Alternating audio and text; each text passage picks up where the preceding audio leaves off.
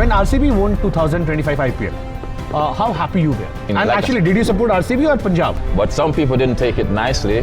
Some people from the RCB side weren't too happy about the turban side as well. So many comments. You know what I'm saying? So I'm like, okay. They said you belong to us. But like I said, it's the one and only universe. I'm just happy a guy like a Virat lift the trophy as well.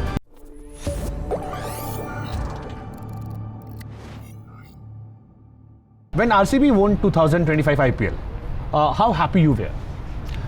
The final 2025. I mean, and actually, did you support RCB or Punjab? Because this confusion, the turban was Punjabi. Well, you know what? I'll give you a little story on that. Now you mentioned it. That final. I got invited by RCB, to be honest with you. And like I said, I'm so happy to have both teams.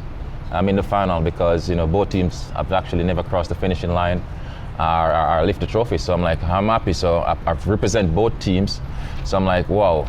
I know RCB say, hey, Chris, you're invited to the final, and I accept that and everything.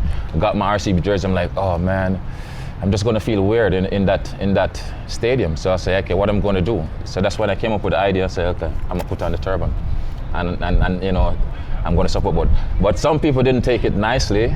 Some people from the RCB side weren't too happy about the turban side as well. So many comments. What I'm saying? So I'm like, okay. They said you belong to us. But like I said, it's the one and only universe, boss. I'm just going to be me, and whether you accept it or not, I'm just going to be me. And I went on. I was like, okay, whoever win, I'll congratulate them. But I'm happy for RCB to cross that line after 18 years. And lucky to Punjab as well. I know they want it just as bad as how RCB wanted it as well. They were too good this year. Punjab also. I'm just happy a guy like a Virat lift the trophy as well. Because so much talks and dear, we've been to couple finals together. So I was just really overwhelmed to actually be a part of that RCB team to lift the trophy. And just as how I'm happy, I'm sure AB was just excited as for RCB as well. How's your bond with AB and Virat? Oh, very good, man. Those legends, phenomenal players, phenomenal people as well. Very cool, very down to earth as well. Good vibes, good energy. I had a great time playing with these guys in the dressing room. We had some great memories. We shared some great memories. So, AB walk away from the game. Virat walk away from international cricket to an extent. Still playing franchise cricket for RCB, which is good. So, and we need to see him as long as possible. So, if he can carry on to play whatever, want to play franchise cricket for another 5 years, but he's a family man. That's up to him. Do you believe he retired a little early? Oh yeah, very early. For whatever reason I don't know, but the cricket will miss him 100%. The cricket will miss him. He's a massive figure for the game of cricket. Do you miss playing in IPL? Oh, I did. My IPL ended premature, with Punjab. Yeah, I remember. Even you posted something. You said something that universe boss deserve more respect. Yeah, absolutely. I was disrespected in the franchise Punjabi, in the Punjab Kings 11. I felt like I wasn't being treated properly. For a senior guy, done so much for the league. Bring so much value to the franchise as well. And then you're being disrespected, and they treat you like a kid. And then pretty much I'm just like, I felt like the building was on my shoulder. That's the first time in my life I ever felt like a depression mode. So when people speak about depression, I can get a little sense. I get a little sense of that, and it's like it wasn't for me. So I know we're talking about it's our job working, but at that stage, what happened? Money. At that stage, nothing. You don't need money right there. Your mental health is so important than money. As a fan, we also felt broken. Like I call Anil, listen to me. I had a one-on-one discussion and said, listen, I'm leaving, because at the same time as well, I had the World Cup and we were in a bubble, so you couldn't come out. So you were like, your mental space was just going. It was just really, really puzzling and destroying you. I was destroyed inside.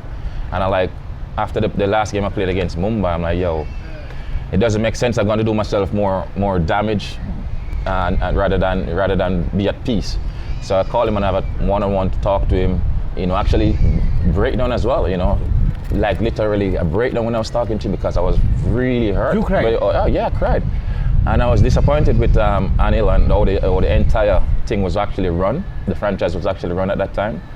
And I said, listen, mate, thank you. KL was the captain. He called me and said, yo, Chris, you want to stay, you'll play the next game. And he was like, I said, listen, me man, I wish you guys all the very best. I just pack my bag and I walk out. What exactly happened? That's what happened. I tell you, they didn't want to play me. They had no discussions with you? You were a great player. You have won so many matches. I was just, like I'm a straight up guy. There's too much bullshit and universe boss. I'm tired of bullshit. I don't like bullshit. I'm a straight up guy. True. I don't like to be bullshit around. Okay, let's leave this. You smash almost every bowler. Yeah. Was there any bowler you were ever a little scared of? He's a little tough. Hey, listen to me. I face some serious bowlers, man. Yeah. So obviously I will be scared of bowlers, you know, especially when you're just joining the team as well. It's just representing. Can you name a few of them? Like. Well, when I just started, you see the likes of. You've been here. You're hearing about these bowlers like Wasim Akram, Wakar Yunis, White Lining, Alal, Donald, Sean, Pollock. I'm telling you, man, and you have even Jack Callis was bowling fast at that time as well, because as a youngster just playing international cricket, you have Glenn McGrath, and then you have the Ralapindi Express, Shoaib Akhtar, then the Brett Lee, then the Shane Bond, then you have the Dale Steyn come along.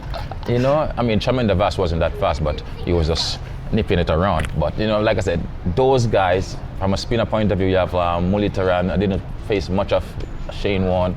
Saqlain Mushtaq was a proper, well, I should have said not even say proper, was a legend. You haven't named any Indian bowler? Yeah. I haven't named any Indian bowler? Not yet. Nah, Harbhajan Singh at the time, and I was up against Anil Kumble without a doubt. Harbhajan Singh and Anil Kumble. In both formats, we used to have that battle against all of those spinners. What about Ashwin? Srinath, Zaire Khan. Yeah. You know, what about R. Ashwin? Ashwin, did I play him in Test cricket? Not much. In IPL? Yeah, that was franchise cricket. Yeah. I was just speaking more on international cricket, because you know, talking about Ashwin get the better of me in franchise cricket quite a few times. I mean, that's the game, you know. We bat and forth, but I guarantee you. Have you ever felt they're scared of me. They get me out, but they win the battle. But listen to me, they only take one ball, but they fear me, man. Everyone. I don't fear them. Everyone. Though. That's why you're Union Sports. Yeah. Have you ever felt pity for any bowler, like I've smashed him enough? You know, coming to the back end of my career, I swear, I felt that way. I think that kind of take away a little bit of my sting, because before I was like, yo, no mercy, and it's just you can see the fear on bowlers. I remember one such match in 2011 where he smashed 37 runs, Kochi Tuskers.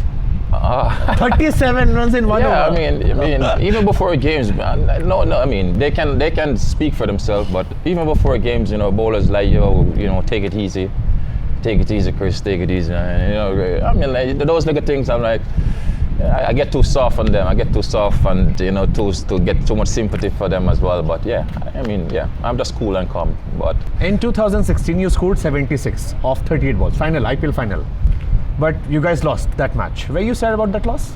Oh yeah, I was gutted. You know, I thought we should have actually won that game. You know, based on the start, we actually, you know, give the team myself and Vera. But like I said, cricket can just change so quickly. You know, 1 minute. You're on top, going, and you just take a little 2 quick wickets to actually change a game, and you lose key players, and then automatically the team will come back into it as well. The opponent will come back into the game. So it's a final, and a final is never over until it's over. So yeah, I mean, I was gutted, but such is life. There's nothing else I can do. West Indies cricket has so many big names, but often I feel that why they're struggling. I mean, they have so big names. We all love them. We enjoy West Indies cricket, but still, in last few years, they're struggling with. Don't worry, everybody will struggle, but not so everybody, but most of the countries will struggle if they don't have the infrastructure right. So we didn't have that. We didn't look after players properly. They allow some players to leave too early as well. And you got to bear in mind, the franchise cricket actually come into play as well, kind of take away a bit of sting from the international side of things. So we're going to struggle. You know, infrastructure, if you look at it, India is going to be good. England infrastructure is good. Australia infrastructure is good. So you got to look at the development, the grassroots of the cricket. You know, where it always going to start from. And is it because of shift towards the leagues? In the Caribbean, we don't have no infrastructure. There's no infrastructure. There's nothing. You know, we don't have nothing. Are there still issues with cricket board? There's always going to be issues, man. But you know, that's like I said. That's like drinking a glass of water.